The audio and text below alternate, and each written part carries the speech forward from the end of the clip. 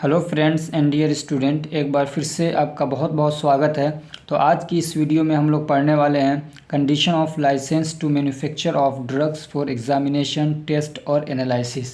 इससे पहले हम लोगों ने बहुत सारे इंपॉर्टेंट टॉपिक कवर कर लिए हैं फर्स्ट, सेकेंड और थर्ड पार्ट में। अगर आपने पिछले पार्ट्स नहीं देखे हैं तो डिस्क्रिप्शन में उसकी लिंक मौजूद है, या तो आप प्लेलिस्ट में जाके फर्स्ट, सेकेंड और थर्ड पार्ट्स जाके देख सकते हैं, जो कि एग्ज़ाम के पॉइंट ऑफ व्यू से काफ़ी ज़्यादा इम्पोर्टेंट हैं।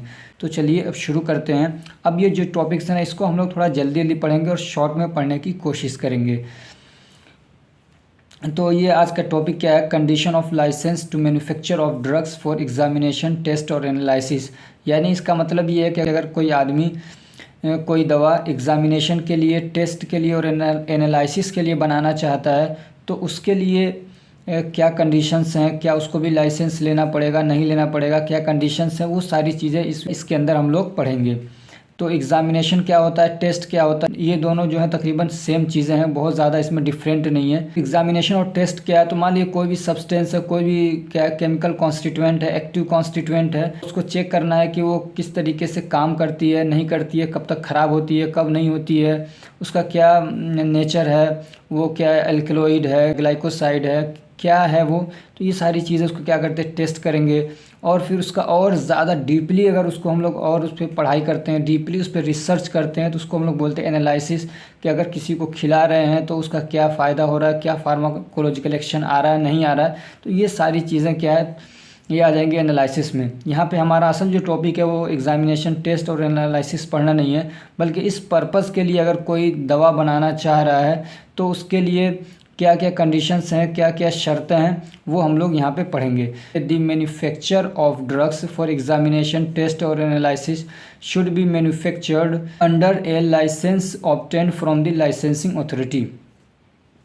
ये कह रहे हैं अगर कोई आदमी एग्जामिनेशन के लिए, टेस्ट के लिए और एनालिसिस के लिए, यानी दवाओं को क्या है यूज़ करने के लिए नहीं बल्कि अदर पर्पस के लिए अगर कोई बनाना चाह रहा है दवा, तो वो बना सकता है। लेकिन उसके लिए शर्त ये है कि जो लाइसेंस प्रोवाइड करने वाली जो अथॉरिटीज़ हैं, जो ऑर्गेनाइजेशन है, उससे पहले क्या है एक लाइसेंस ले ले, ठीक। और उसके साथ में वो दवा तो बनाएगा ही, मैन्युफैक्चर करेगा इस पर्पज़ के लिए, लेकिन कुछ कंडीशन उसको क्या है फॉलो करने पड़ेंगे। तो वो क्या कंडीशन है वो आगे हम लोग पढ़ रहे हैं। अब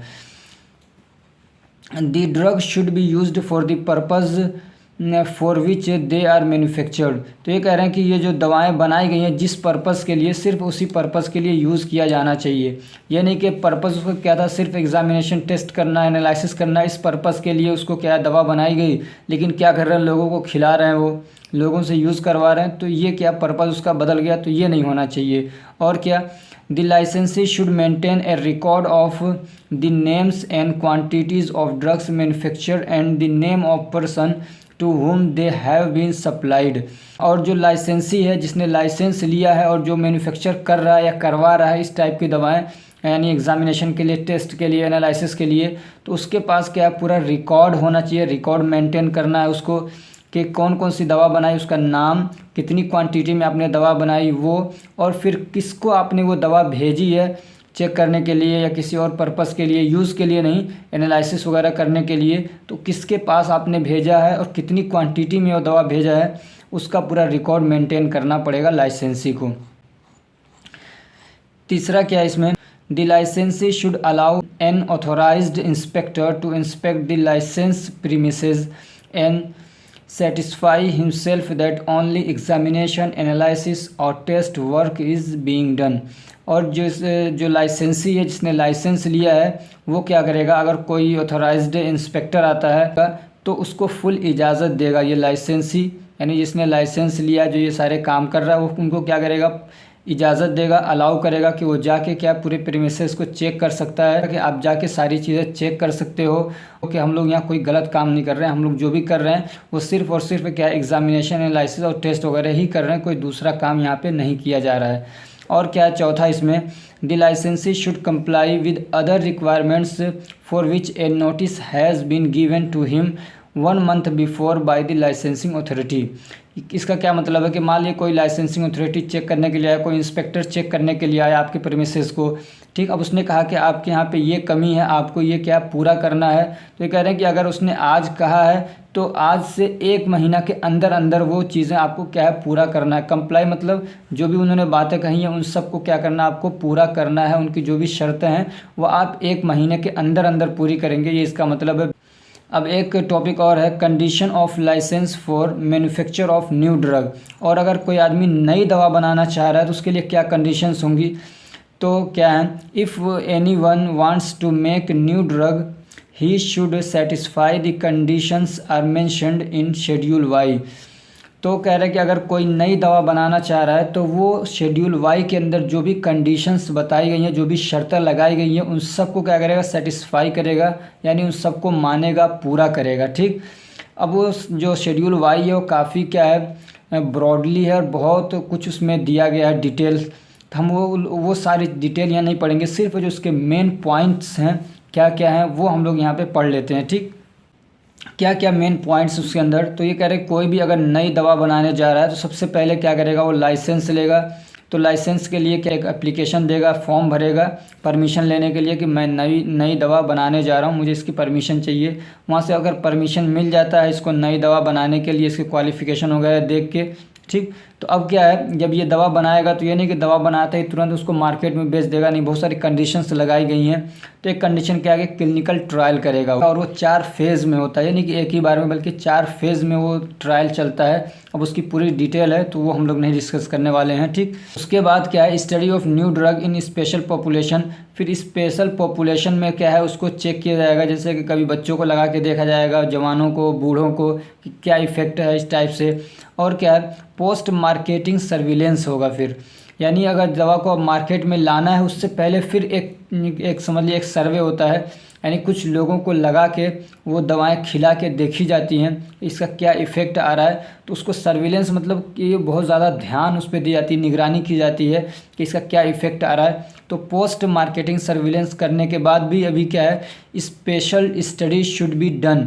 एक स्पेशल टाइप की स्टडी की जाती है, वो क्या है, जैसे कि BA और BE।